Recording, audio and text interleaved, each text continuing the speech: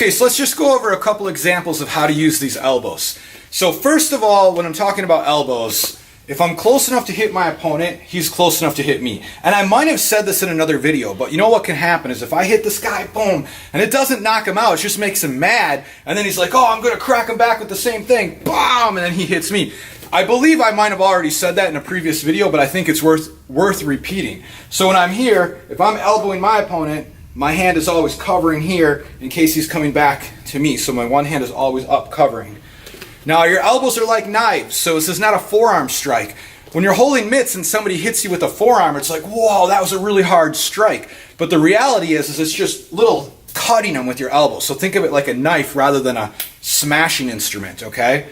So a couple examples of what we can do with elbows. First of all, this first one we did on the pad where I push and then I come in, all right? What that is at any time we're here clinched up and I start to push my opponent, what happens? He pushes back, right? So boom, you see what happened right there? So when we're in here and I push him, he wants to push me back, so I let it go and boom, he runs into my elbow. That's one of my favorite ones to do on the ground from my back inside the guard. Okay, so just taking a couple other elbows. If my opponent has me in the clinch, I can defend the clinch by bringing that elbow up. Boom. Oh, sorry, buddy. Rising elbow. Downward elbow to the collarbone, right? So there's a rising elbow, there's a downward elbow. My right cross and right hook elbow, it's just like if I'm over here, I'm throwing a left hook because we're this far away. Well, if I move closer, boom, throw the elbow instead, right? Right cross, I'm too close to throw it. I could throw an overhand right, or I could throw an elbow.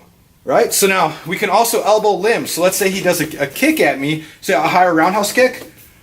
Boom! There's an elbow right there. So I had a really bad situation with this one happen once where I was working with a guy. I said, hey, I don't have shin pads on. Just kind of mimic the move. Don't do it for real. And he smashed me with that rising elbow into my ankle and shattered my ankle.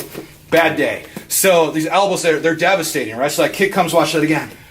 Boom! Rising elbow into the ankle, right? Of course, we saw a downward elbow earlier on the leg. So when the kick came, this is in one of our drills. Boom! Right there, right? So there's a lot of different things you can do with elbows.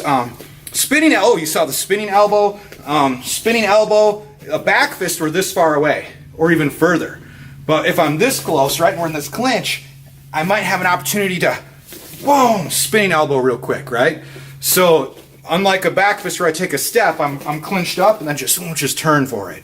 If he has a good clinch on me, this rising elbow here, boom, see, can come in handy, or then I can come for other moves.